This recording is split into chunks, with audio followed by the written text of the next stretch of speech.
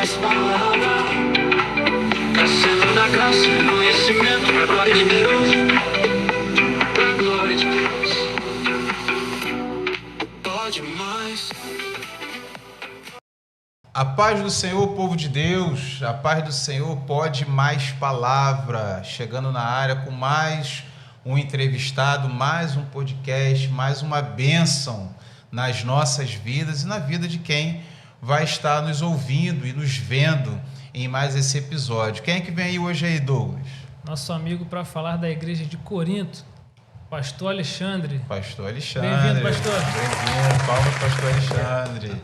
De antemão, nós queremos agradecer pelo pastor ter aceitado o nosso convite, ter se prontificado a estar conosco aqui nesse estudo, né? Hoje é um estudo sobre a igreja de Corinto, as semelhanças da igreja de Corinto com a nossa igreja nos dias atuais. Quando eu me refiro à nossa igreja, eu não me prendo à denominação, mas me refiro à igreja como instituição, né? Como o corpo de Cristo, no geral, independente de qual denominação for.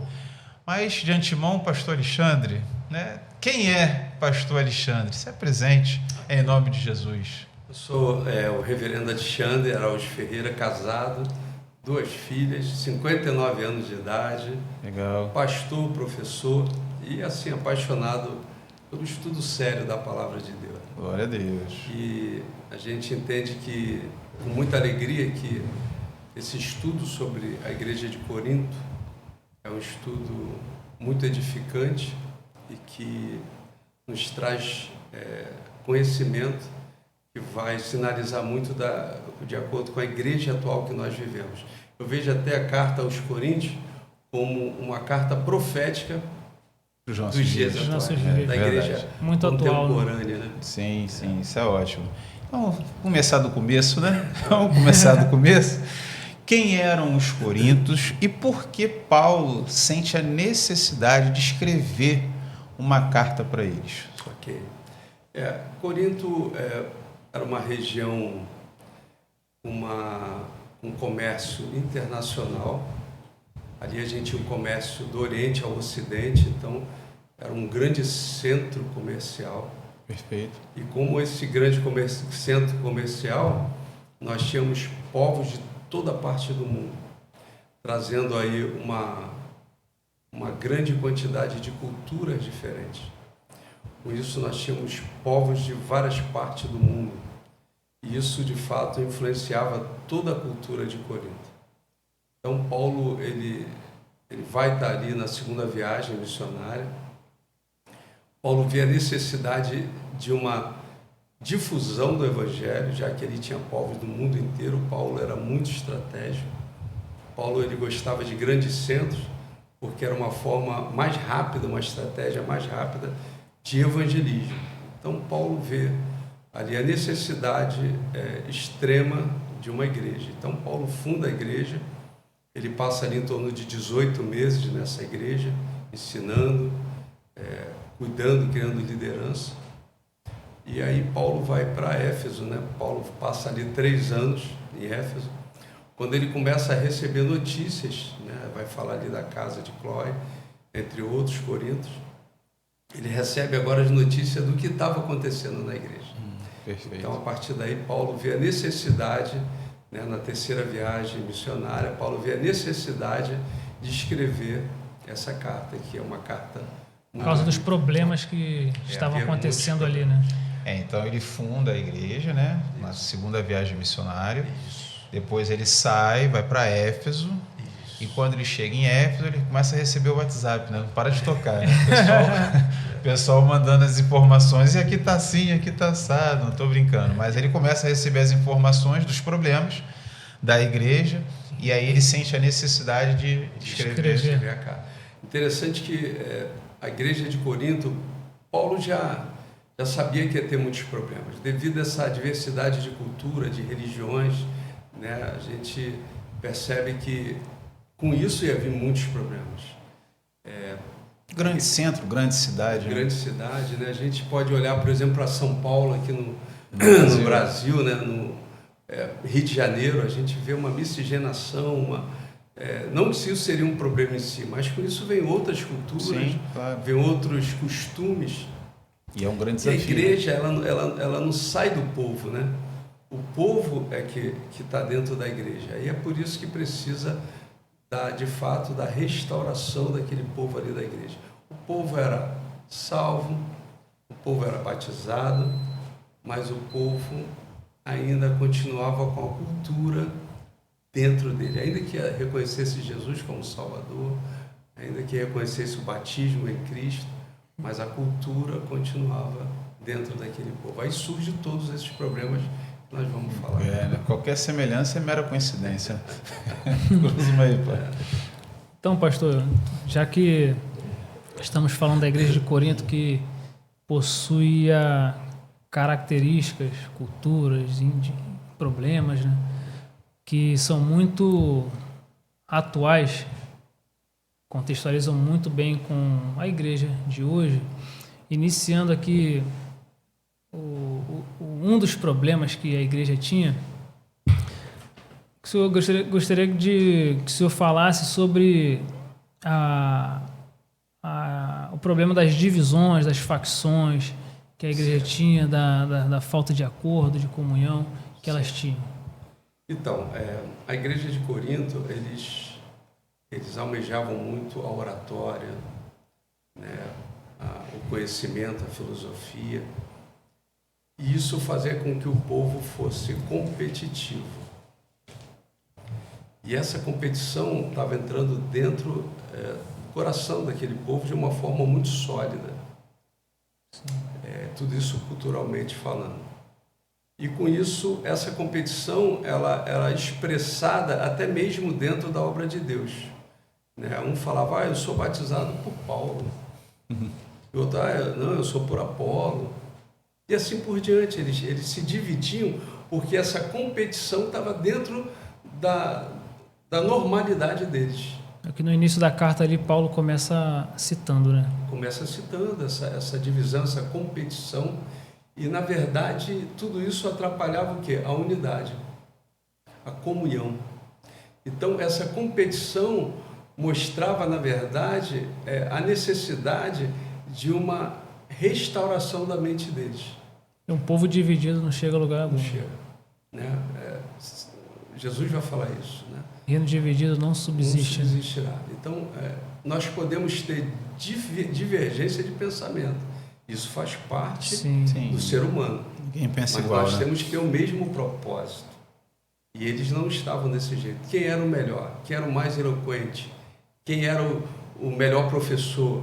Todos eles ali tinham a única finalidade, né? De levar o reino de Deus e a sua justiça. Por exemplo, quando eu falo de Apolo, se a gente observar ali Apolo, ele foi doutrinado, discipulado por um casal, Áquila e Priscila. Apolo, ele conhecia o Antigo Testamento muito bem, ele era um grande professor, mas ele conhecia até João Batista. E aí Áquila e Priscila, um casal, percebe isso, e ali eles discipulam Apolo. Apolo, um grande líder. E isso prova que todos os líderes e grandes líderes podem ser discipulados em algum assunto que eles não conhecem. Sem dúvida.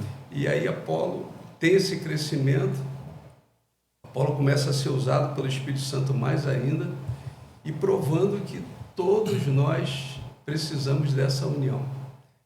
Tem lugar que eu vou ser mais forte que você, vai ter áreas que você vai ser mais forte que eu. Então, essa união faz com que um fortaleça o outro como um casamento. Né? Por isso a diversidade de dons, né? Por isso a diversidade de dons.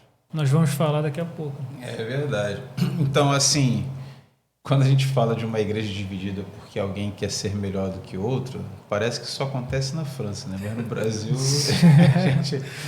a gente vê muito isso, né? Se a gente está fazendo esse paralelo com a igreja de Corinto, com a nossa igreja hoje, né? Como eu falei, nossa igreja como instituição, a gente tem muito isso, né? Muita vaidade no nosso meio. Você percebe nitidamente que tem pessoas que querem se mostrar, querem ser melhor do que as outras. Você entende que é um antídoto para isso. realmente um encontro com Deus, uma maturidade cristã, para a gente conseguir vencer essa barreira da vaidade? E, na verdade, a igreja de Corinto, ela era imatura. Entendeu? Sim.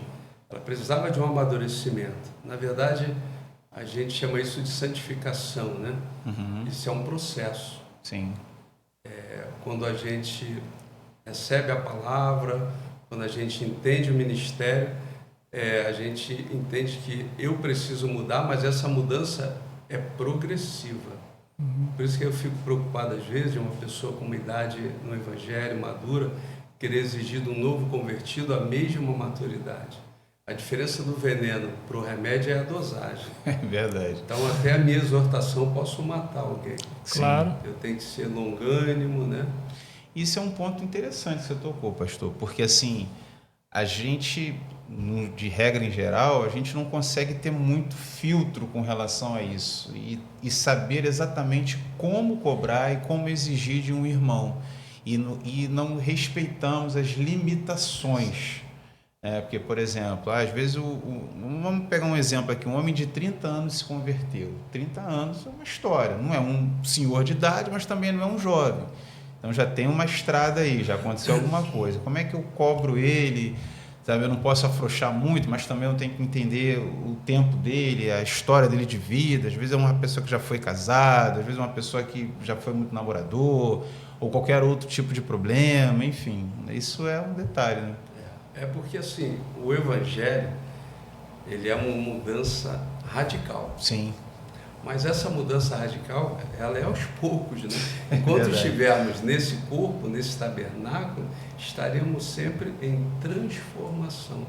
Então, aquele que acha que não tem pecado é mentiroso. Sim. Aquele que acha que é totalmente forte está completamente iludido. Então, essa santificação, ela é progressiva. A gente vai falar aí sobre os dons, ou se a gente já pode falar. Sim, Né? Por exemplo, a igreja de Corinto era cheia de dons. Sim. A palavra começa assim, nenhum dom vos falta, né? Isso, nenhum dons. Capítulo 1 ele vai falar, nenhum dons, tudo está completo. Aí algumas pessoas... Nos dons, né? Eu já tive a seguinte pergunta, pastor, mas como é que Deus encheu aquela igreja de dons se ela era imatura? Né? Se ela não sabia trabalhar com os dons. Sim, interessante. Eu falei, olha, a graça de Deus e a vontade de Deus é soberana a tudo que a gente possa imaginar. Sim. Mas de alguns aprendizados a gente pode tirar disso. Então a igreja de Corinto tinha completo os seus dons ali, mas ela não sabia usar os dons, né? Competição, exibicionismo, orgulho, vaidade, e a gente pode tirar uma coisa boa de tudo isso. Os dons também servem para mostrar para a gente aonde a gente precisa melhorar. Sim. Porque às vezes por exemplo, eu vou falar com muito cuidado, mas às vezes a gente está vendo, por exemplo, numa igreja, uma pregação séria, a pessoa pregando a palavra, e aí uma palavra profunda, uma palavra bíblica, e de repente no outro culto que a pessoa não está falando nada de Bíblia, mas ele está falando algumas palavras que disse que é de línguas, mas que ninguém interpretou e que ninguém entendeu, e algumas pessoas saem eufóricas, em êxtase. Nossa! Que palavra! Que palavra! Eu tenho 24 anos de ministério pastoral e eu sempre pergunto, o que você entendeu? O que te edificou? Não, pastor, foi a manifestação do poder de Deus, né? Então, assim, a gente precisa entender que os dons que foram dados lá em Corinto, que é dado até hoje, ele é para edificação da igreja. Sim, esse é o ponto, né? E assim, algumas pessoas pensam que dom de Deus é só aqueles que são expostos. Dom de línguas, maravilha, revelação, milagres, mas ninguém fala, por exemplo, do dom da administração, que é administrar uma igreja, administrar a sua vida. E outra coisa interessante é que os dons não é só para o teu trabalho ministerial, ele também é para o trabalho na tua vida pessoal, no seu trabalho secular, porque o dom é para ser usado para a glória de Deus. E de repente a pessoa ali administra ali o trabalho dele, a família dele bem. Dom de sabedoria. Dom de sabedoria, dom de discernimento. E algumas pessoas só se ficam eufóricas se a pessoa falar em línguas. Não estou aqui menosprezando a Bíblia. Sim. Eu estou falando do equilíbrio dos dons, né? Fica à vontade, pastor. Pode Então, abrir assim, o verbo. Fica à vontade. Porque é para edificar. Sim. Então, quando Deus deu aqueles dons, eu tenho certeza que o Espírito Santo, que é o que a gente entende, ele viu que aquela igreja precisava de muitos instrumentos. Sim. Porque ali tinha prostituição. Se a gente for olhar ali na história, os historiadores falam que mais ou menos há 146 anos antes de Cristo, teve ali um templo da deusa Afrodite, né? Não na época de Paulo, era só a herança que eles ganharam, que havia em torno de 1000 prostitutas. Eu já estudei alguns livros que diz que isso era uma hipérbole, um exagero, né? Não tinha 1000, mas tinha muitas prostitutas. Se tinha 1000 ou não, eu não sei, mas que tinham muitas sacerdotisas que as pessoas entravam para se prostituir. Sim. E essa herança, ela vai passando de geração. Sim. Então, o culto à prostituição existia, o desequilíbrio existia, a ponto de ter o desequilíbrio. Alguns eram completamente exagerados na sua condução da santidade e outros eram completamente permissivos. Então havia um desequilíbrio ali. A ponto, de repente, de pessoas se guardarem casadas do sexo para que não houvesse pecado. Interessante que uma certa vez em 2000, 2003, 2004, eu recebi na igreja, no aconselhamento, uma senhora e um marido que ele falou: pastor, eu não sou crente, mas toda semana que é ceia aqui eu sofro, porque minha esposa, ela se abstém da relação sexual. E eu estou vindo aqui com o senhor porque eu quero saber qual a sua posição. Eu perguntei a ela: por que isso acontece? Não, pastor, porque a semana da ceia, e na outra igreja que eu frequentava, o pastor falava que era pecado naquela semana ter relações sexuais. Para não se tornar impura. Para não se tornar impura. E aí eu falei para ela que na Bíblia, pelo contrário. Que ideia. Se houver alguma abstinência, que seja em comum acordo. Por algum motivo também necessário. Não somente por comum acordo, mas diz que para se dedicar à oração. Está bem claro ali, específico. Algum momento assim muito específico. Exato. Né? Ou algum problema de saúde, ou outros problemas que possam ser, mas em comum acordo. E aquilo ela falou: pastor, que peso. O senhor está me tirando o sono. O que o senhor está falando está me tirando o peso. Interessante que esse casal, eu acredito que foi um peso tão grande que tirou dela, que esse esposo que não era crente passou a frequentar a igreja. Se converteu, né? Foi um evangelismo de uma forma muito interessante, né? E depois ele veio ser batizado e veio ser ganho para Cristo. Amém. Porque algumas pessoas, elas ouvem do seu pastor, do seu líder, sem uma pesquisa de fato da palavra. Ignorância, né, pastor? Ignorância não no sentido pejorativo da de não palavra. Conhecer, né? É só de não conhecer, porque isso tem muito. As pessoas, elas são muito dogmáticas, elas são presas a conceitos, ao que me disseram, mas elas mesmas, na sua grande maioria, não se ocupam, não pegam ali o livro e vamos ler, né? Vamos pegar a Bíblia aqui, o que diz a respeito disso? De forma assim meio que imparcial. A gente sempre vai já com os óculos que o pastor me disse, com o fulano me disse. Eu também já ouvi isso, essa questão que está na nossa pauta aqui de falar de ceia, que a gente não vai antecipar ainda, mas que essa questão de eu tenho que me privar porque o dia de ceia eu não posso fazer nada. Como se a ceia fosse um instrumento de santificação da pessoa, né? E não tem nada a ver. A ceia não tem esse propósito, né? Não tem esse objetivo de santificar ninguém. Não é Se fosse assim, os discípulos não participariam da ceia, né? Quando os discípulos que participaram da ceia com Jesus, né? Um traiu, o outro mentiu, o outro fez isso, o outro fez aquilo.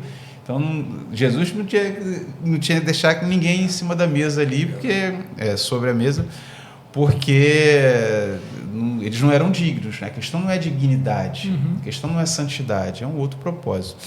Mas, assim, o que eu queria falar é o seguinte: a gente comentou aqui sobre os dons, e sobre essa fluência nos dons, esse mover nos dons. Às vezes a gente tem uma ideia que o dom, ele é um termômetro de santidade. E não é. Né? Quanto mais a pessoa flui nos dons, ela é santa.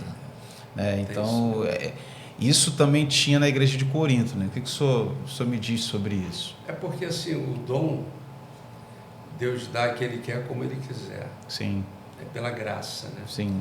Se Deus desse dom, se o Espírito Santo desse dons às pessoas que fossem sempre maduras, muitas delas não teriam. A igreja de Corinto, por exemplo, não A igreja teria. de Corinto, por exemplo, né? Sansão, por exemplo, se eu for lá no Antigo Testamento, Sim. ele burlou toda a santidade, mostrou a imaturidade, mas mesmo assim ele tinha dom. Eu vou contar um pequeno testemunho bem Sim, rápido. à vontade.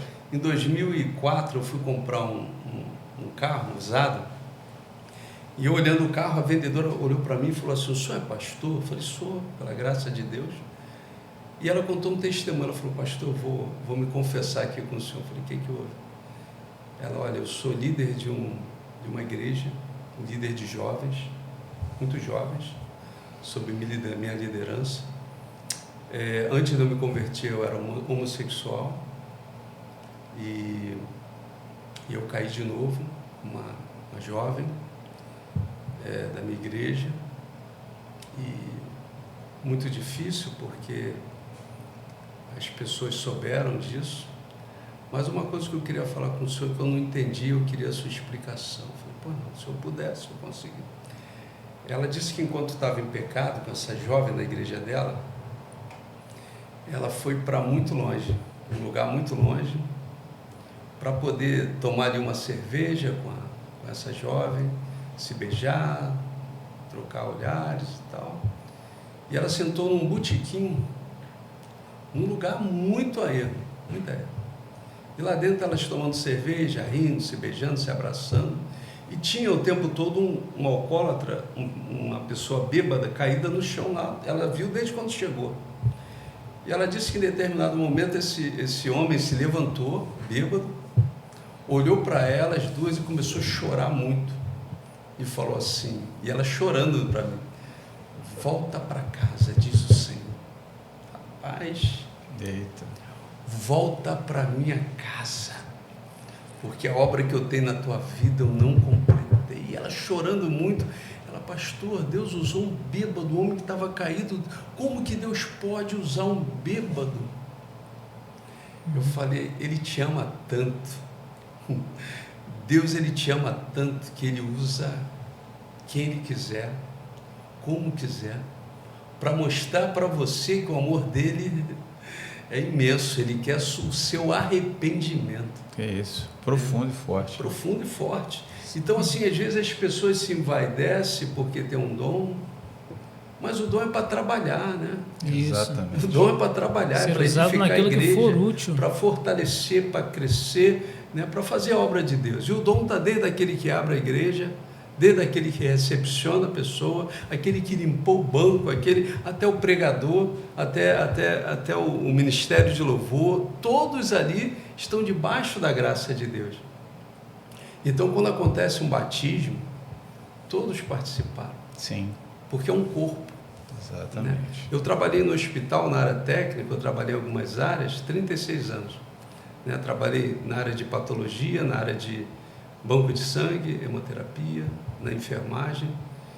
E nesses 36 anos eu vi muito tipo de doença. Né? E assim, é algo assim que me deu um crescimento enorme. Por exemplo, meu pai, quando teve... os rins dele entraram em estafa, eu comecei a cuidar do meu pai de madrugada, várias vezes de madrugada eu ia para casa do meu pai para ficar com ele. Teve uma madrugada que ele acordou e falou assim: eu quero beber água. Eu falei: pai, isso não pode. Eu tinha que molhar uma gaze e passar nos lábios dele. Nossa. Eu falei: pai, isso não pode beber água. Se o senhor beber água, o senhor vai ficar com falta de ar. E aí eu adormeci. Nisso ele pegou uma garrafa d'água e bebeu toda ela. Só que ele não urina. O que aconteceu? Lá para as 3 da manhã, ele deu A água foi, eu esqueci agora o nome técnico, a água foi para o pulmão e a falta de ar foi imensa. Eu tive que sair 3 e pouca da manhã com ele lá para o Marcílio Dias. Ele com muita falta de ar. E toda vez, até hoje, quando eu bebo uma água, eu posso beber uma água. Porque os meus rins estão funcionando.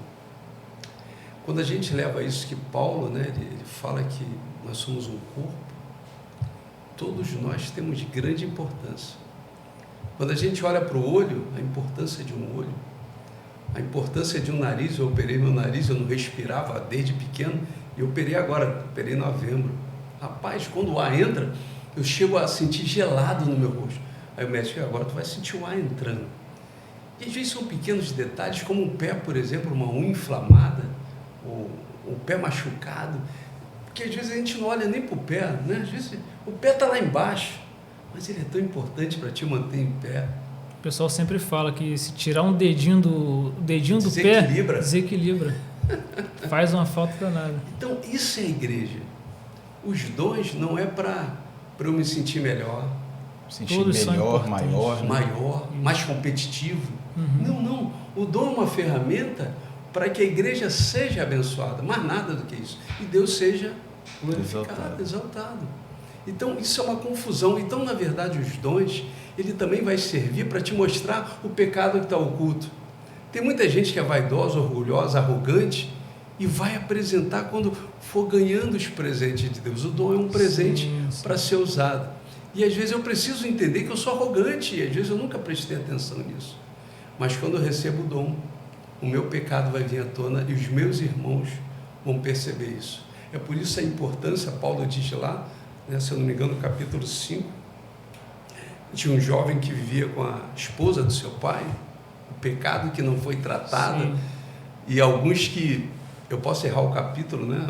Mas está dentro ali do... Acho que é 5, sim. Então, assim, Paulo diz, olha, por que vocês não fizeram nada?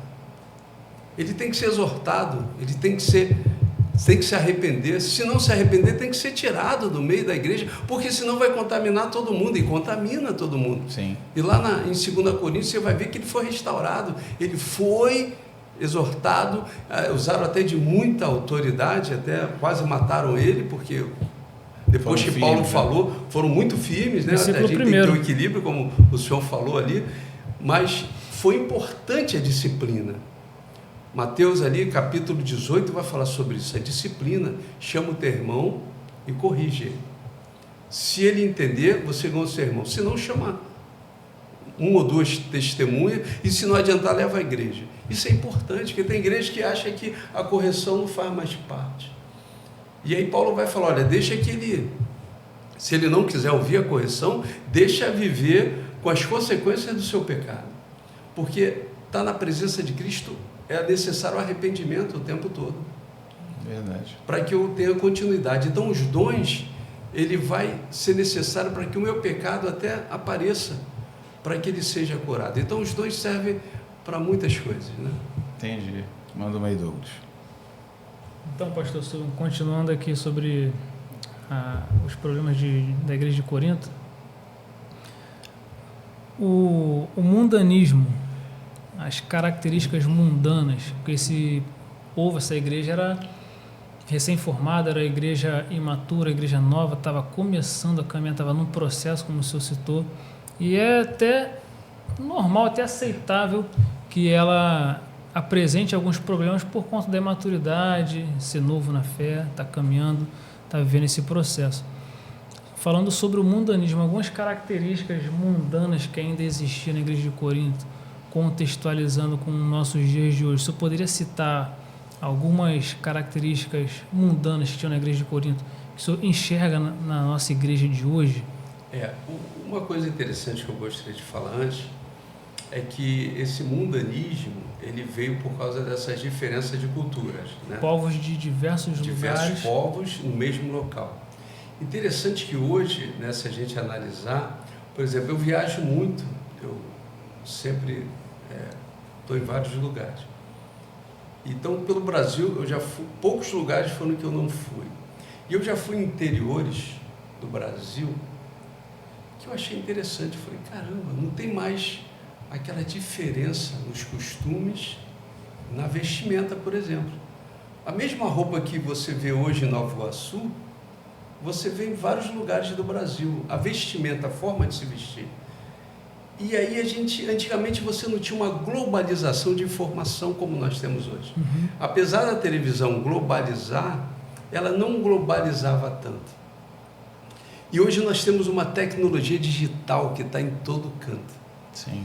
Não só do Brasil, como era a televisão, como do mundo inteiro. Então, através de um aparelho de celular, que é muito útil, eu uso muito, mas ele tem a globalização de todo tipo de informação, seja ela boa ou seja ela ruim. Dissemina com muita facilidade, muito Muita rápido. facilidade. Tudo. Segundos está em outro país. Não só as coisas boas, Umas coisas como ruins. também mais. Às vezes você vê assim, surgiu um tiroteio na escola dos Estados Unidos, na Flórida. Aí daqui a pouco parece que costuma vir uma moda. Acontece aqui, acontece ali. Um crime que aconteceu aqui, o feminicídio. Parece que aflorou nos últimos anos, né? Porque a informação é muito grande e algumas pessoas não sabem diferenciar Acaba as coisas. contagiando, contaminando. Né? Então, assim, Corinto tinha uma igreja, estava ali fundada por Paulo, mas a mente deles ainda estava na cultura mundana. Então, apesar deles serem batizados, né, porque a igreja de Cristo, Paulo vai falar isso. Sim. Porque a gente vai falar, não eram salvos, não. Olha, era a igreja de Cristo, eram batizados, eram salvos. Né? Não estou generalizando todo mundo ali, mas a igreja era de salvos e de batizados. Porém, eles eram ainda imaturos. A cultura ainda estava neles, aquela cultura, tanto, como eu falei lá, de algumas coisas que traziam de séculos, né, da cultura dos povos diferentes, ainda estava na mente deles. Assim como também no povo de Israel, lá no deserto. Eles saíram da escravidão, mas aquela cultura, tanto que eles sentiam fome de quê? Sentiam saudade de quê? Da comida, né? Sim. De coisas. Eu trouxe a gente para cá para morrer aqui nesse deserto. Eles não percebiam o propósito. Então, quando aquela igreja foi fundada, o propósito é o quê? Santidade. E o que é santidade? É você ser discipulado à imagem de Cristo. É por isso da importância de um discipulado, porque agora vai mudar tudo. Só que esse mudar tudo é um processo. Então a igreja precisa trabalhar quando chega um membro novo. Por exemplo, na igreja que eu sou membro, a gente recebe muitas pessoas de várias denominações. E eu dou aula para alguns cursos, liderança, discipulado, e outros cursos que são propostos lá. No seminário você é professor também, no seminário, né? Seminário também. Então, quando a gente fala do que a igreja do Nazareno, por exemplo, crê, algumas pessoas se assustam. É assim? Porque a gente precisa mostrar qual é a realidade das pessoas estarem ali. Isso é muito importante. Agora, em Cristo, você vai ter que parecer com Cristo. Isso. E aí, aqui não tem competição. Todos aqui são vitoriosos em Cristo Jesus. Aqui, se você tinha uma vida pregressa, agora você vai orar para que Deus mude o teu interior. Isso não quer dizer que a pessoa não seja salva, mas ele pode estar ali na igreja pensando ainda na sua vida sexual, que era pregressa, ele pode estar pensando na sua vida de engano. Quantos 7-1 entram na igreja, né? Muitos. O cara dá golpe em todo mundo, entrou na igreja. Pô, achei legal. Porque uma diferença é adepto. Hoje nós temos muitos adeptos na igreja, não transformados, não salvos. São batizados, mas são adeptos. Pô, o ar-condicionado aqui é uma beleza.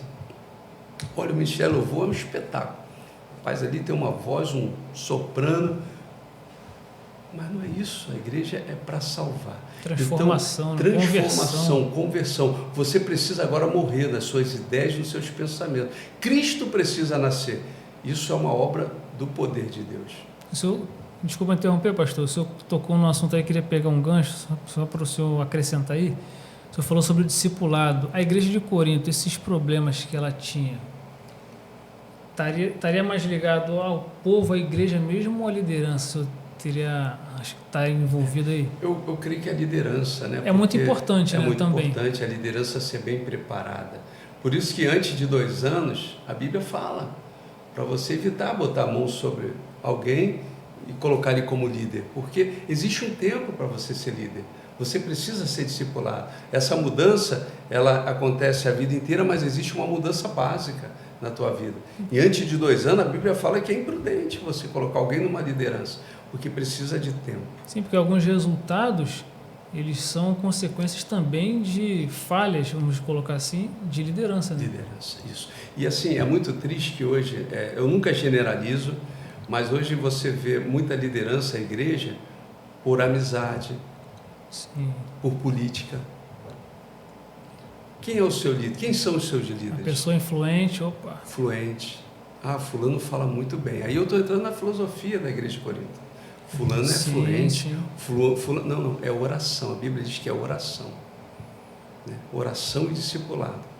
E às vezes a gente olha até para a aparência da pessoa.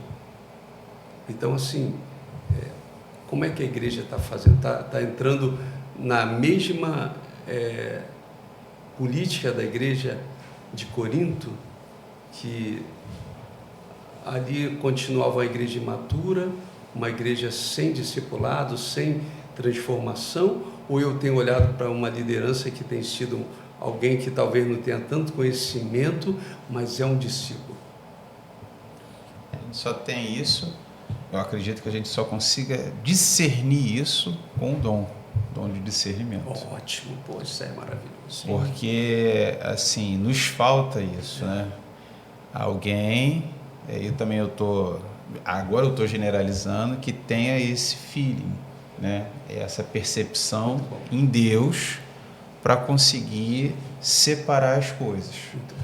Porque às vezes a gente vai na linha do conhecimento, do meu amigo, eu conheço há bastante tempo, fala bem, prega bem, canta bem, mas às vezes a gente ignora o filtro do Espírito Santo, né? O filtro do Espírito Santo é exatamente para poder colocar as peças nos seus devidos lugares. Mesmo pela questão da vocação, né, cara? O chamado. Né? Também. Eu creio muito nisso.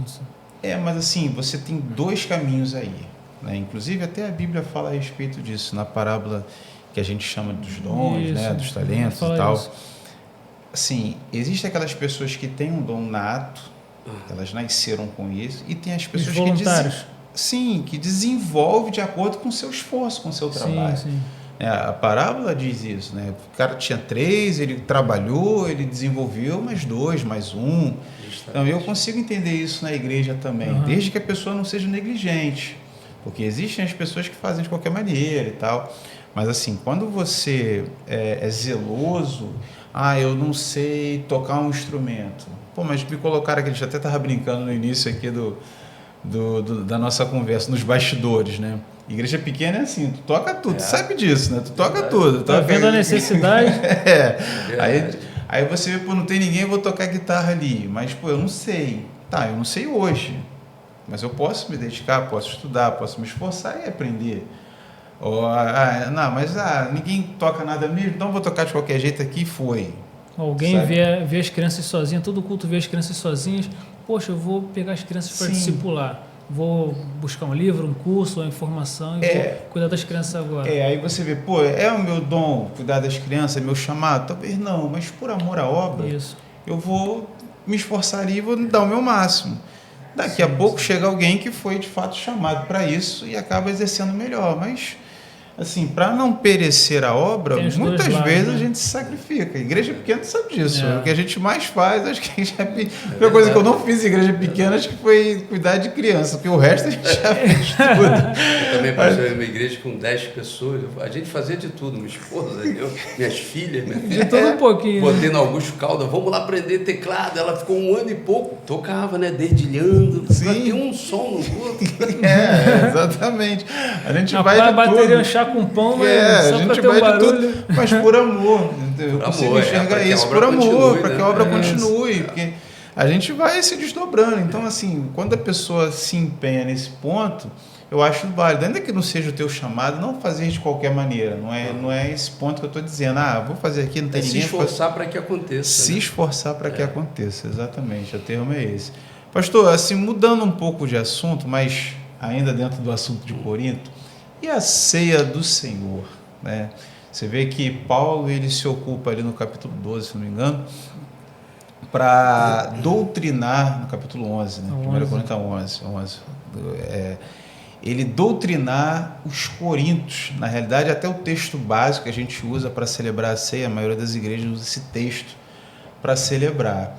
Qual é a ideia, ou qual era a ideia que o pessoal tinha, qual era a visão que eles tinham, e qual é a ideia hoje de ceia, né? Alguns até chamam de Santa Ceia, né? Eu costumo falar ceia do Senhor, mas respeito aqui quem chama de Santa Ceia.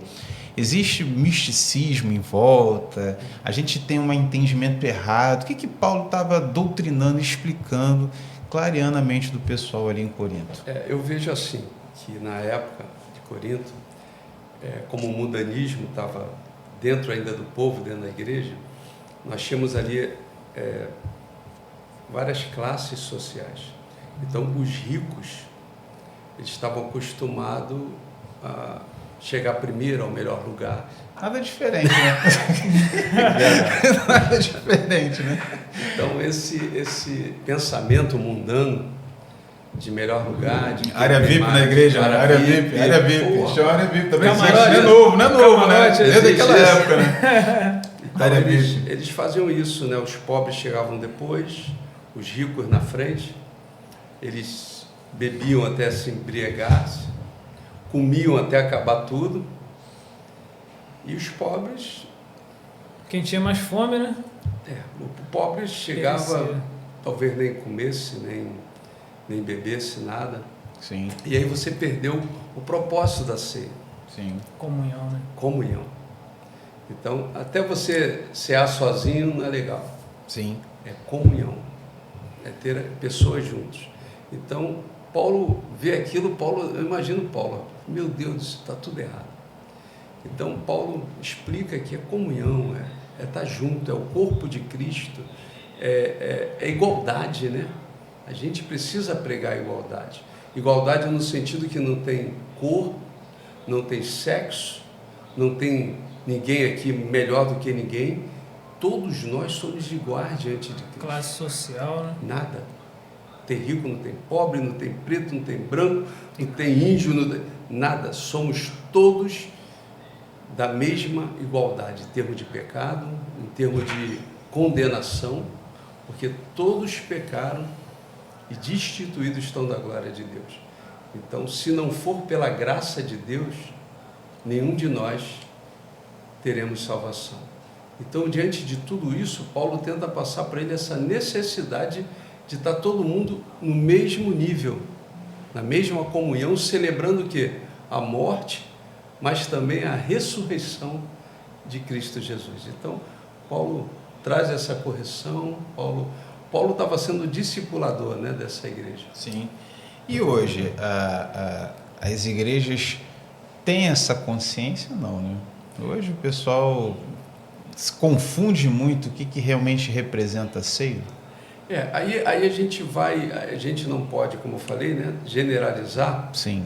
Porque cabe ao pastor que está ali celebrando a ceia, ele explicar, né, a necessidade da comunhão, a importância, né? Aí a gente não pode entrar no memorial, a gente vai ter a diferença de ceia, mas o mais importante é lembrar, né, que Jesus morreu, mas que ele ressuscitou. O real significado, né? O real significado.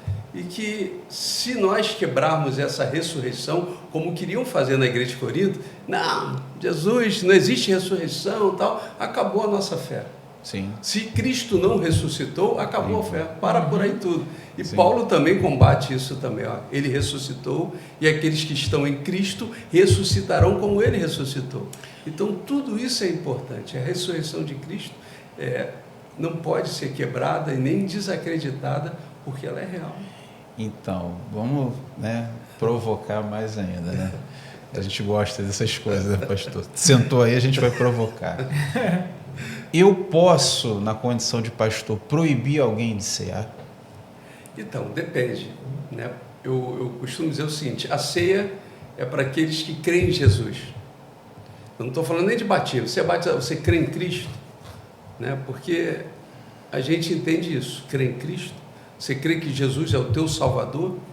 É o único intercessor entre crer. você pode cear.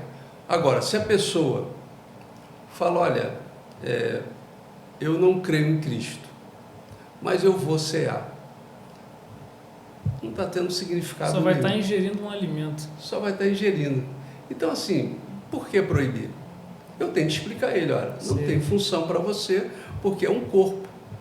E se você não crê em Jesus como Senhor e Salvador, você não faz parte do corpo de Cristo. Não tem função.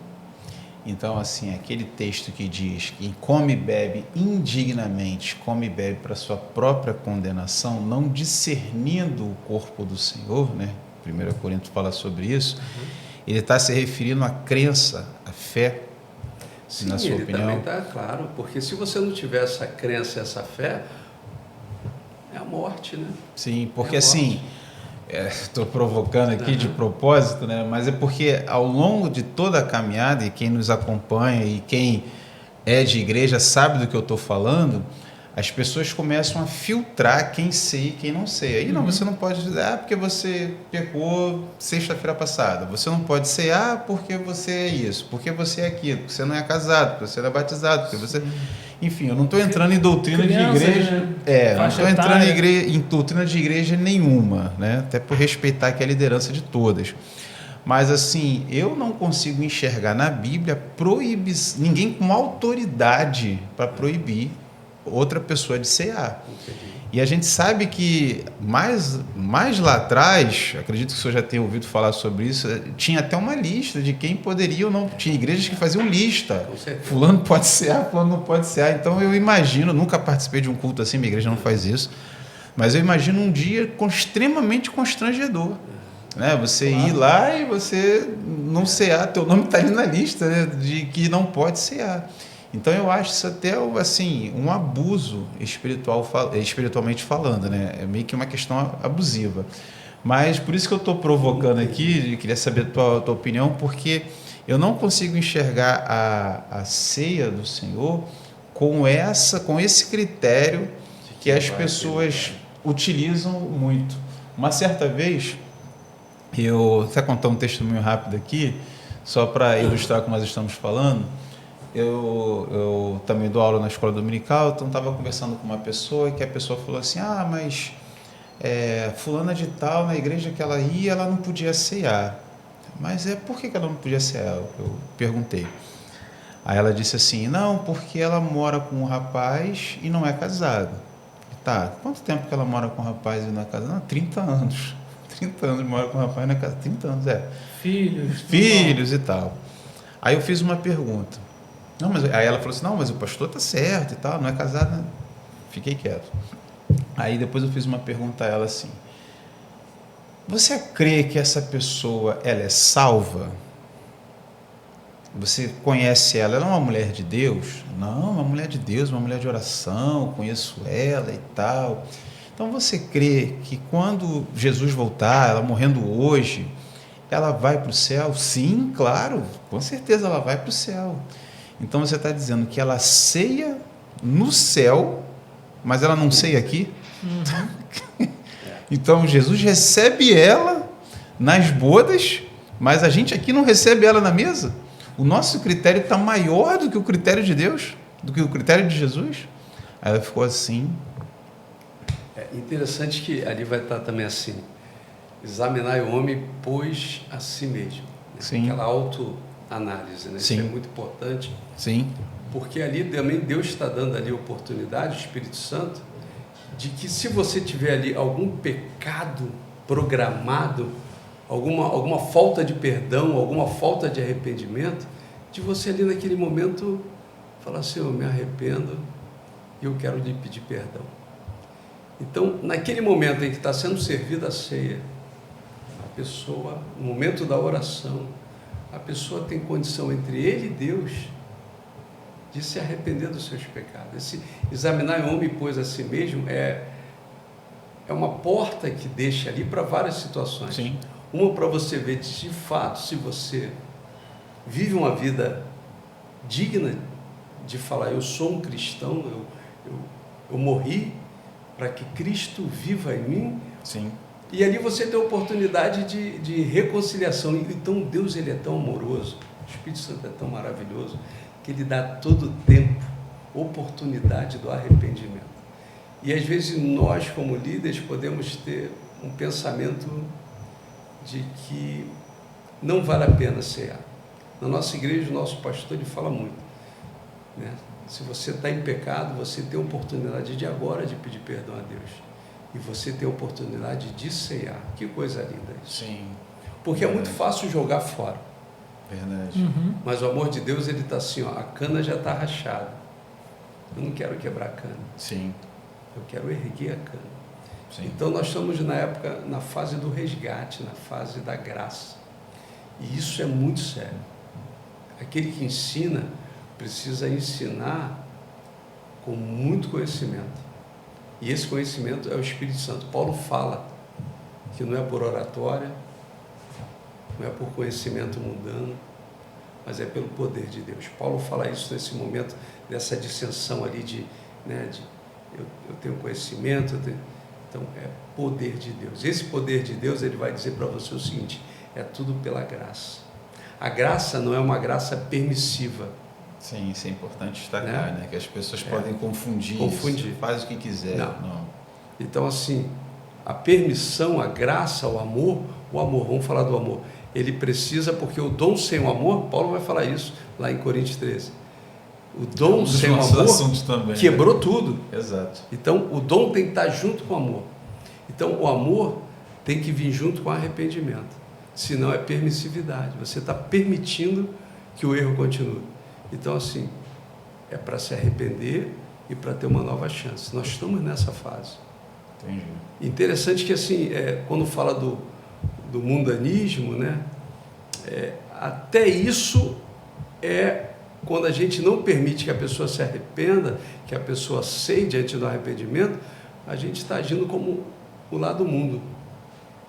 Quando Paulo fala daquele pecado, daquele jovem que tinha um relacionamento com a sua madrasta, até os ímpios se assustavam, até eles ficavam assustados. Que nem então, às vezes, entre eles, né? Nem no meio dos ímpios acontecia tudo que acontecia no meio então, da igreja. Às vezes, nós podemos praticar algumas coisas que lá no mundão, os caras falam, pô, a gente não é assim não, chega pra cá.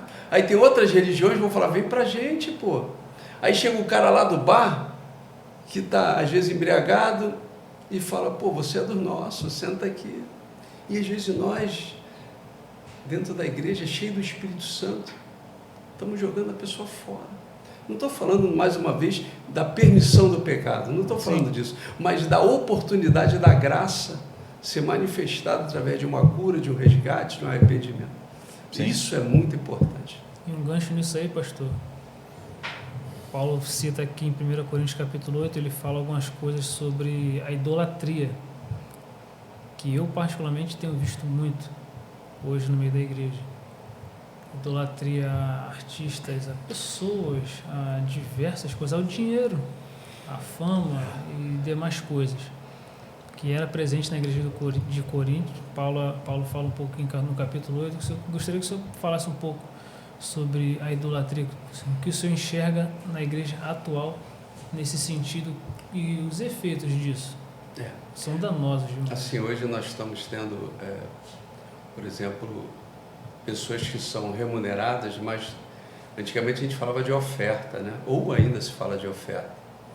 Mas algumas pessoas cobram valores exorbitantes, tanto para pregar, tanto para louvar, ou às vezes dar um curso. O artista gospel.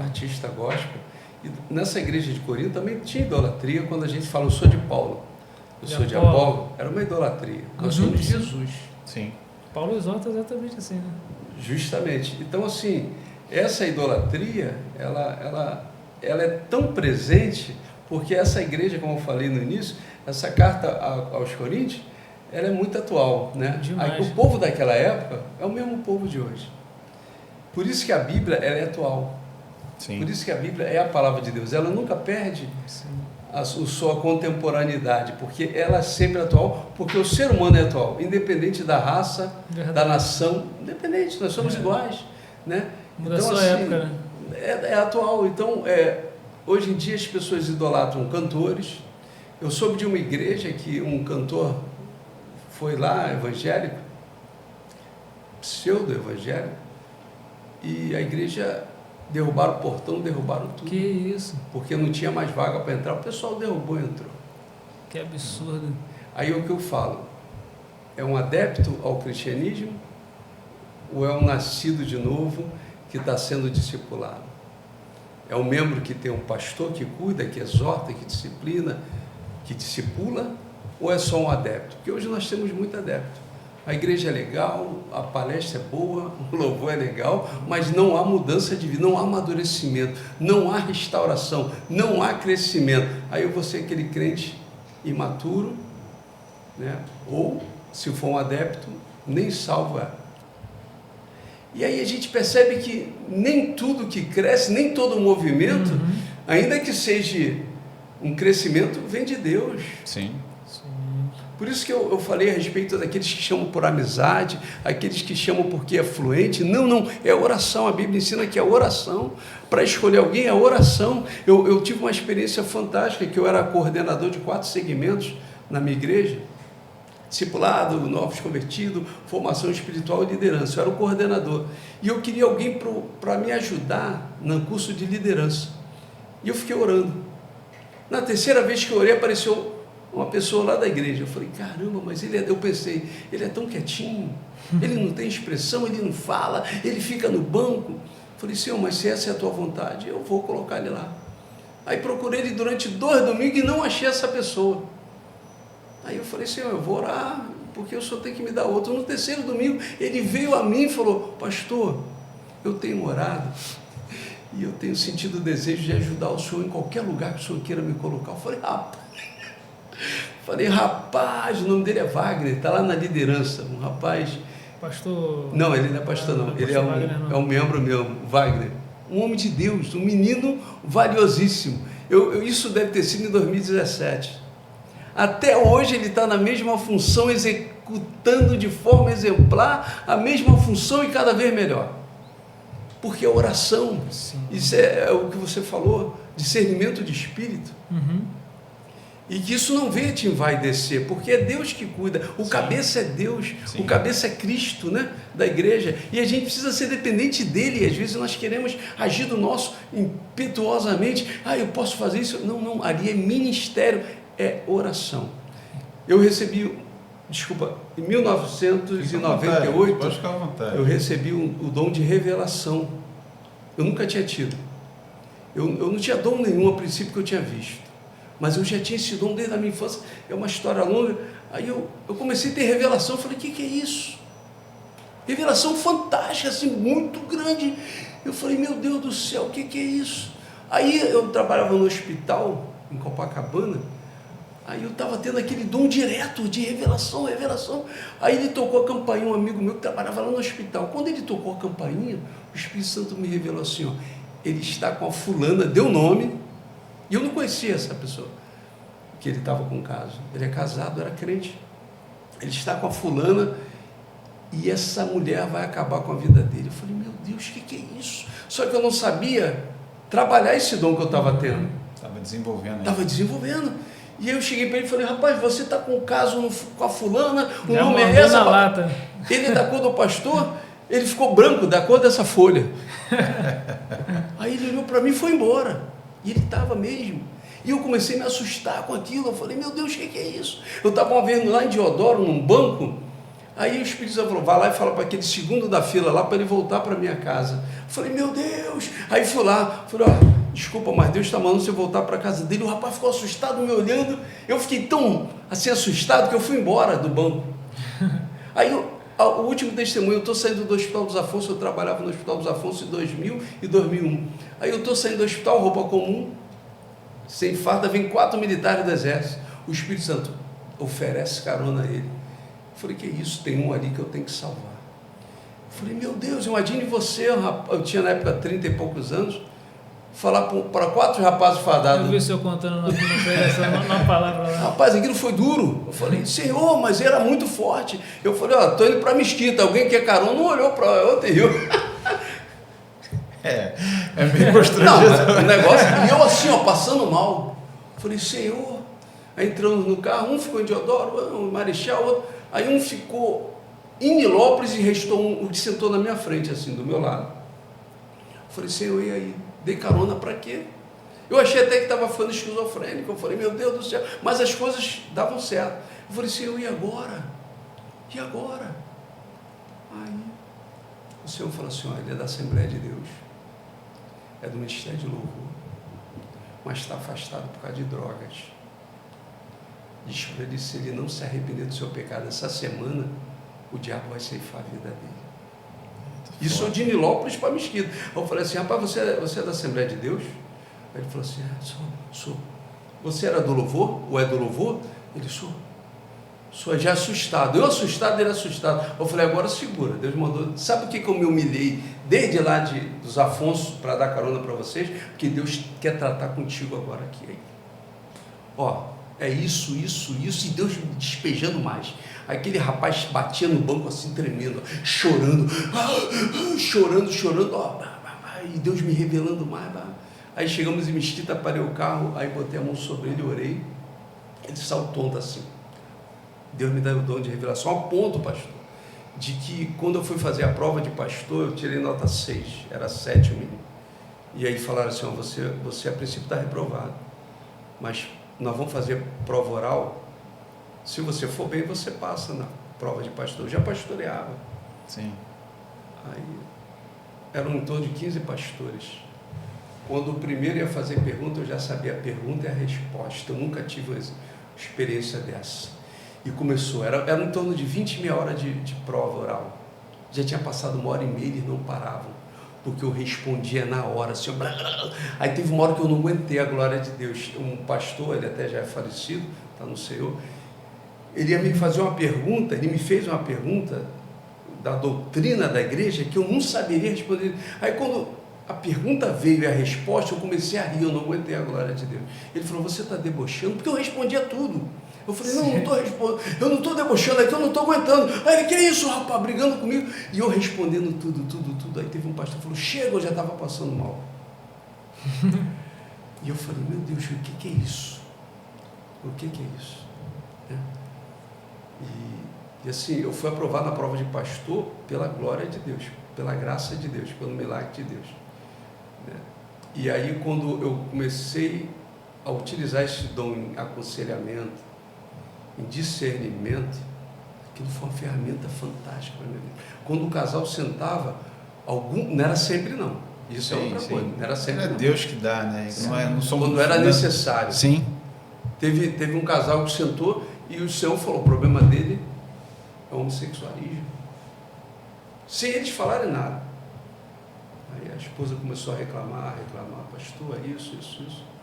Eu falei, tá bom, eu vou conversar com ele pessoalmente, a senhora pode ir. E ele me confessou. Oramos juntos. Então, assim, isso para mim é uma ferramenta que Deus estava falando para mim, eu estou te habilitando.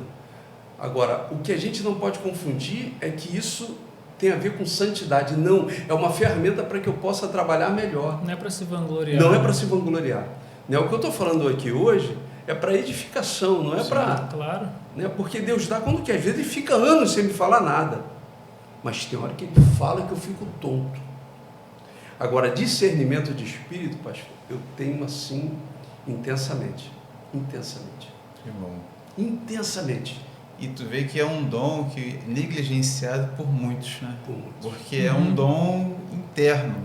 Você não é uma coisa que você expõe, não é visível, né? As pessoas são mais impressionadas com as coisas que vê, né? Aquela coisa meio pirotecnia, né? Por exemplo, o fruto do Espírito é algo que nos chama a atenção. Sim. Mas para quem convive, meu Deus, quanta mudança. Sim, é o esposo, a esposa, é o filho, a filha, mas nos chama a atenção.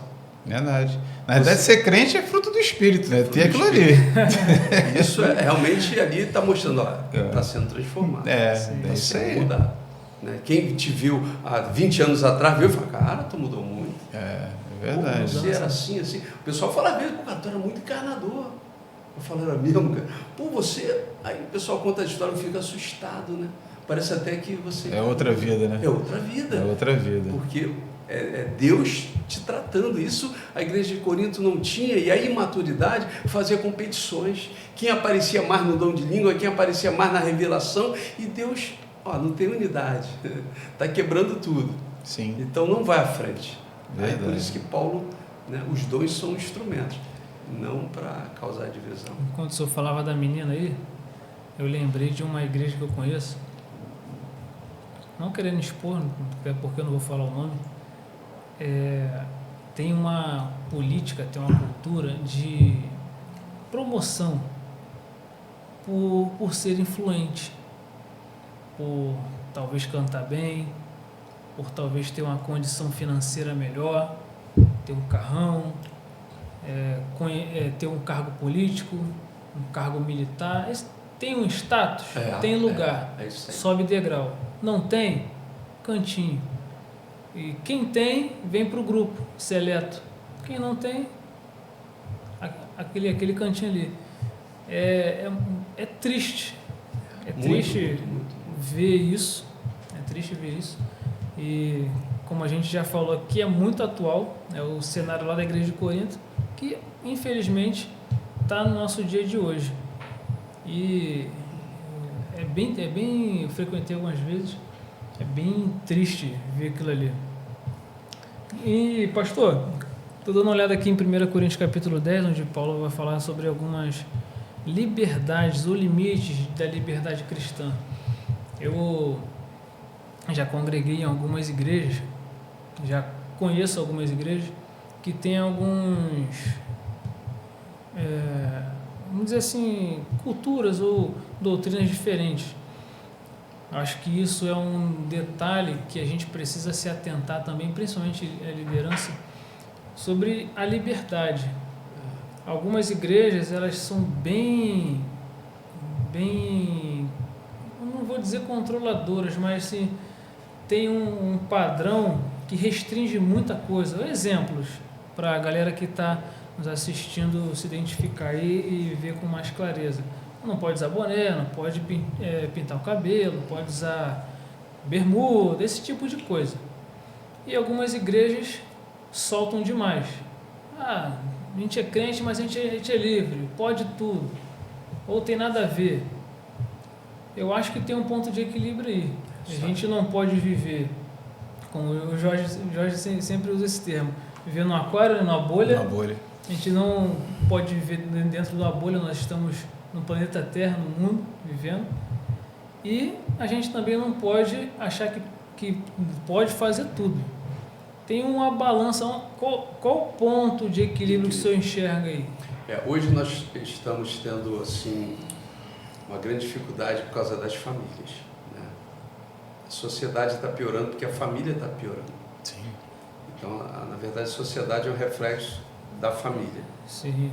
E hoje nós, devido à necessidade do pai e da mãe trabalharem fora, de maneira nenhuma estou condenando, porque cada um sabe a sua necessidade. Mas, por exemplo, eu estou com 59 anos e quando eu tinha meus 8, 7, 10 anos, minha mãe é do lar e a minha mãe me corrigia o tempo todo, ficava de olho, olhava tudo, falava, conversava, hora do banho, disciplina, né? Chegava visita, eu sabia como me comportar, porque ela estava sempre ali olhando. Meu pai chegava mais tarde, mas também dando orientação. E quando eu era novo assim, meu pai só olhava e já sabia o que ele queria. A criação do olho, né? A geração da criação do olho. Não precisa brigar, não precisa falar. Dependendo do olhar, eu saio até de perto. É verdade. Mas hoje, os pais estão muito ausentes no lar. Muito, Sim. muito. Né? E com isso, está sendo permitido muita coisa que não era para ser permitido. E não só ausente da presença, mas de conselho, de conversa, De né? tudo, Quando tem ausência... A ausência total, né? E a tendência de recompensar essa ausência com tudo que a criança quer. Sim. Eu quero isso, eu estou tão ausente, vamos mudar, vamos comprar. Né? E a criança, ela vai crescendo numa fantasia. E a igreja, ela recebe essa família. Ela recebe essa criança, ela recebe esse jovem, ela recebe esse adulto, que todo jovem, né, que se não morrer vira adulto. E com isso a igreja tem sofrido também. E aí o que a gente volta a falar? A pessoa pode vir como está, né? Da forma que está vestido, não tem problema. Você tem que receber todos como estão. Se vem com tatuagem, se vem com boné, se vem no uso de drogas, prostituição. Tem que receber tudo, né? Agora, ali ela tem que ser transformada. Ali ela tem que ser mudada. É por isso que a pessoa que exerce o ministério, ela tem que estar disponível a cuidar de vidas, que também é um dom. Sim. O dom do socorro. Tem aquele irmão que, eu não vou mudar de assunto, Sim. tem aquele irmão que socorre todo mundo, é um dom, e ninguém às vezes Percebe. mas o irmão está sempre disponível. Precisar, pode ligar de madrugada que eu levo no hospital. É um dom de socorro. Então, assim, as pessoas precisam ter um dom. Eu quando assumi os novos convertidos, fui coordenador desse ministério, e eu orando a Deus, falei, Senhor, o que o Senhor quer de mim? Isso é muito importante, esse A pessoa aceitou a Jesus, esse ministério que vai tratar. Sim. E é o primeiro contato com a igreja. E vem Isso é pessoas extremamente de outras importante. religiões, né? Isso. Eu falei, Senhor, foi muito interessante. Eu falei, Senhor, o que o Senhor quer de mim para esse ministério como coordenador? O que o Senhor quer que eu faça? Rapaz, o Espírito Santo me levou, eu tenho 2 filhas, uma de 34, uma de 28. O Senhor me levou lá quando elas eram pequenininhas, que eu andei procurando um colégio para elas, e eu preocupado, como é que era o banheiro, se tinha gente para cuidar, como é que era a entrada, como é que era a sala de aula, e eu com aquela preocupação toda, o Senhor me levou naquela época e falou assim, você lembra da sua preocupação? Se ela ia ser bem tratada, se ela ia ser bem cuidada, se as salas eram arejadas, você lembra de toda aquela preocupação? Pois é.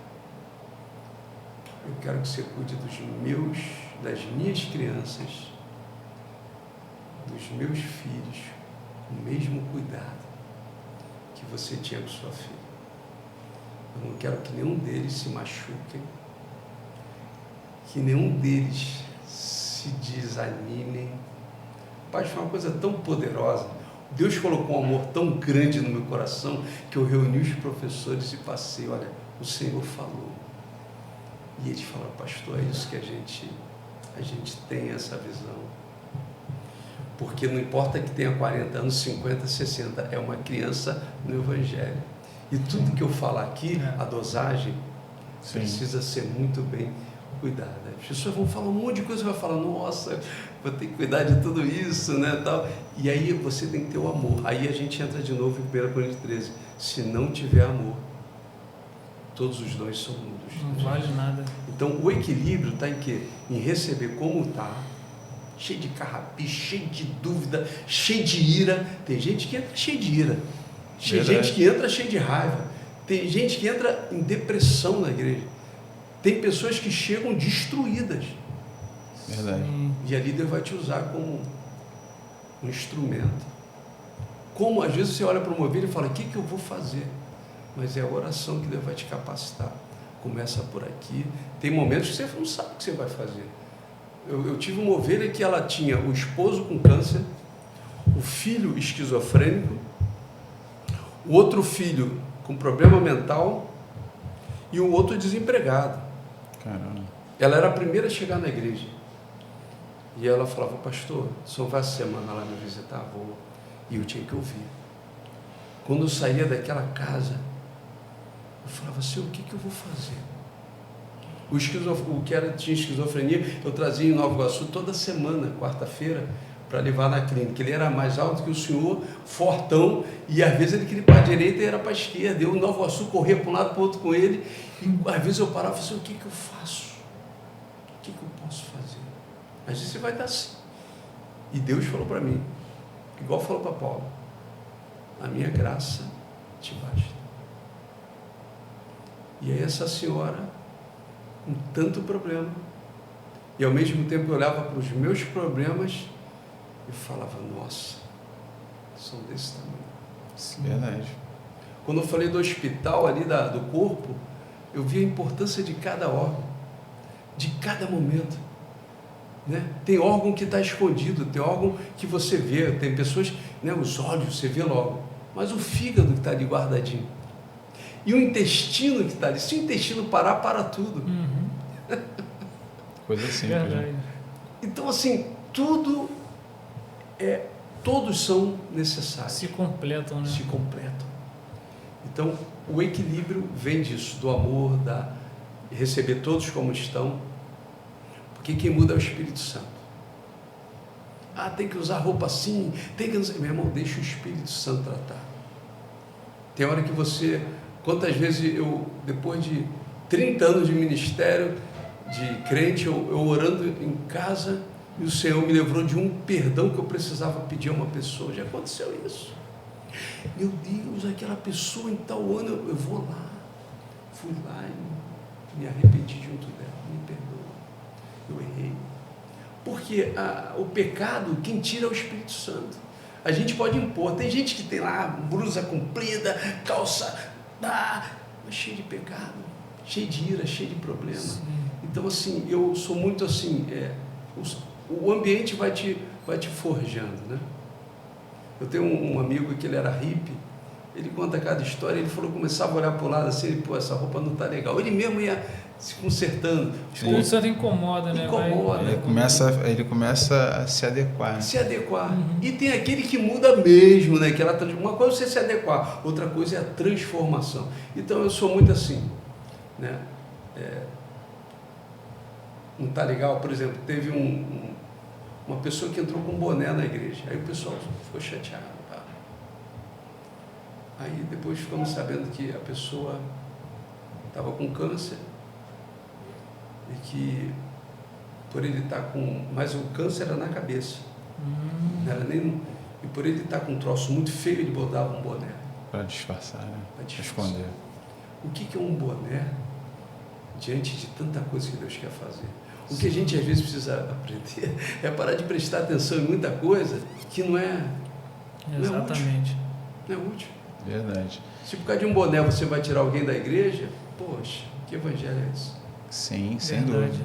Pastor, a gente está caminhando até para o final, né? O papo tá bom, mas a gente tem um horário. Mas assim, mediante ao que Paulo fala a respeito do amor, né? Aquele texto ali, 1 Coríntios 13, que virou até tema de música e tal, todo mundo conhece ele. A gente pode concluir que a igreja de Corinto, apesar de todos os dons, de todo o mover, era uma igreja que não amava. Sim. Não amava porque era uma competição, era uma desigualdade, eles não estavam com a intenção correta. Porque às vezes nós fazemos algo com a intenção errada. Motivação errada. Isso tira todo o pecado. Isso tira toda a visão errada. Qual a intenção de eu estar aqui hoje? É que o Evangelho, eu perguntei, Douglas, né? Qual a intenção do podcast? Qual o propósito do podcast? Qual o propósito? Ele falou, pregar o Evangelho, levar o Evangelho às pessoas. Aí eu falei, opa, ótimo. Então, a intenção vai tirar toda a dúvida. Qual a intenção do meu dom? De eu ter um dom de falar em línguas? É que outras pessoas possam ter uma interpretação do Evangelho, porque ali tinha povo de várias línguas na igreja de Corinto. Sim. Então, o dom de línguas ali, eu acredito que era para que as pessoas ouvissem o Evangelho na sua própria língua. Porque se não tiver a mensagem, o emissor e o receptor, você não é abençoado. A ponto de ele falar, olha, parece um bando de loucos aqui. Sim. Porque eles confundiam, faziam bagunça, cada um queria mostrar mais o seu dom e Deus não estava restaurando as pessoas. Então, é restauração. Então, a falta de amor faz com que eu olhe para uma pessoa com boné e critique o boné antes de saber o porquê que ele entrou com boné. Sim. De repente, uma pessoa que vai com a mesma roupa todo domingo e talvez a pessoa que esteja criticando, poxa, a mesma roupa, tem gente assim. E a pessoa talvez só tenha aquela calça, aquela blusa. Então, o amor faz com que você olhe além do que você está vendo. E a igreja de Corinto não tinha um amor, a ponto de ter competição, divisão e a gente contextualizando, né, que é o nosso grande problema hoje. Talvez a gente até conversou aqui, né, sobre o fardo que a gente A gente hoje, como igreja, lança sobre determinadas pessoas, o nosso olhar sobre determinadas coisas, como, por exemplo, o boné e a roupa que o senhor acabou de citar. Os nossos cultos, talvez, não priorizamos as vidas, a gente prioriza muitas coisas, mas às vezes a gente esquece o que é o principal, que é uma redenção de alguém, uma recuperação de alguém, um nascer de novo de uma determinada pessoa.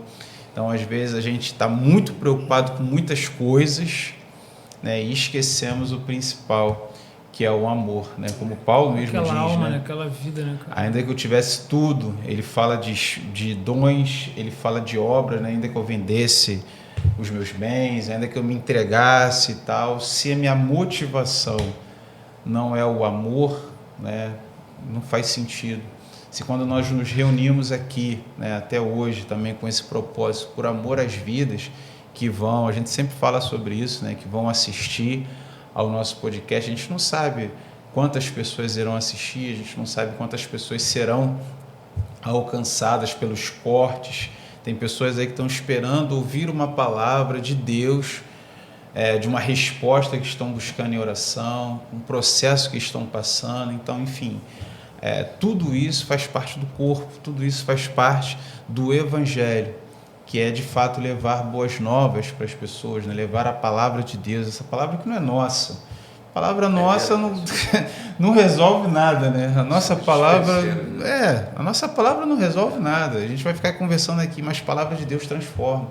Como o senhor contou o testemunho de seu pai, que ouviu a palavra, uma palavra aparentemente simples, e aquilo ali trouxe transformação para a vida dele, porque é a palavra de Deus, não é a palavra de homem. Poder de Deus. Exatamente. Entendeu? Então, assim, o que eu consigo entender com tudo que nós falamos aqui a respeito da igreja de Corinto e trazendo a semelhança para a nossa igreja hoje, né? Como nós estamos vendo o Evangelho, como nós vivemos o Evangelho, como nós atuamos na igreja, atuamos, que eu digo, não é que nós estamos representando, mas como é que é a nossa vida eclesiástica, às vezes a gente perde o foco. E o foco, de fato, são as vidas, né? Quando Paulo fala a respeito disso, quando ele doutrina os coríntios a respeito do amor, eu acho que é o grande finale, a grande cereja do bolo sobre tudo que nós fazemos. Jesus veio demonstrar o amor, veio pelas vidas, né? Até tive uma reflexão esses dias, porque a graça, ela faz isso, né? Quando a gente fala de amor, a gente fala de graça. Uhum. E assim, a gente sabe que Pedro negou a Jesus, né? Todos nós conhecemos a história e tal, mas Jesus tinha dito que aquele que me negar, não é isso? Mateus, se não me falha a memória, capítulo 10. Quem me negar diante dos homens, eu também o negarei diante do meu Pai. E Pedro fez exatamente isso. Pedro negou diante dos homens, mas ainda assim a porta continua aberta. Verdade, interessante. Né? Ainda assim, Jesus não deu as costas para ele, porque a graça é uma porta aberta, não para uma libertinagem, para a gente fazer o que quiser e achar que Deus vai estar sempre de braços abertos nos esperando. Não é isso. É porque Deus conhece as nossas fraquezas, sabe das nossas limitações e ainda assim permanece com a porta aberta. Misericordioso, né? Engraçado essa reflexão, né? O próprio Jesus falou isso: quem me negar, eu vou também negar. Só que Pedro fez isso e Jesus não o negou. Não que a palavra de Deus não tenha peso, não é isso. É que a graça alcançou. E engraçado também, só para completar, Pedro é um camarada que nega domingo, que nega quinta-feira Jesus e é consagrado a pastor no domingo. Ou não é? Na quinta-feira ele nega Jesus, domingo ele foi consagrado pastor. Eu vou pegar uma carona aí e você vê que essa graça transformou ele. Sim. Porque logo depois ele se torna um outro Pedro, sim, né? Mais forte. Pregador, ministro. Pregador, milhares corajoso, de pessoas. É isso que ousado. É a essência do Evangelho. É sim, o amor que te restaura quando há arrependimento. Sim. Né? Arrependimento e graça caminham juntas. Exatamente. A gente não fala nunca naquela...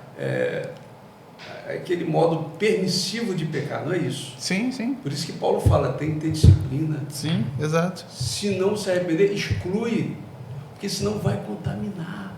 Se você poupar o lobo, você sacrifica a ovelha. É verdade. Então, assim, se você não está dentro do propósito, sai, meu irmão, não vai ajudar em nada. E lá na frente ele se arrependeu. Deixa ele curtir a consequência do seu pecado. Isso cabe a nós também como pai, como mãe, entendeu? Como responsável por alguém. Sim. Então, todos os nossos atos terão consequências. Verdade. Mas a graça de Deus está disponível. Escolhas e consequências. Então, assim, o amor de Deus é tão poderoso que algumas pessoas pregam mais sobre o diabo, eu prego mais sobre a graça. Sim. Porque a graça, ela é apaixonante. Sim. Quando você olha para Pedro, como o senhor falou, olha que coisa linda. Então, Sim. Deus está assim, meu filho, eu quero te fortalecer. Verdade. Eu quero perdoar os teus pecados. Então, é esse amor que constrange. João 3,16. Né? É verdade. Pastor, nosso assunto aqui está, né, a gente ficaria aqui quanto tempo? Poxa. Até às 8 aqui, até às 9, mas nós temos hora, né? Nosso amigo William aqui também está doido para ir embora, estou brincando. E assim, foi muito edificante, muito bom o nosso papo aqui. Só que a gente também tem um horário. Claro. E deixa o gostinho de quero mais, né, Douglas? Deixa o gostinho de quero mais. E de antemão, pastor, eu quero agradecer a sua prontidão, como nós falamos aqui no início, né, a sua participação, a sua espiritualidade. O Senhor trouxe aqui palavra realmente edificante. Eu tenho certeza que vai alcançar vidas. Eu tenho certeza que não é em vão. É a semente sendo plantada, né? Semente sendo lançada. E vai alcançar corações, sim, e vai edificar vidas, porque é a palavra de Deus.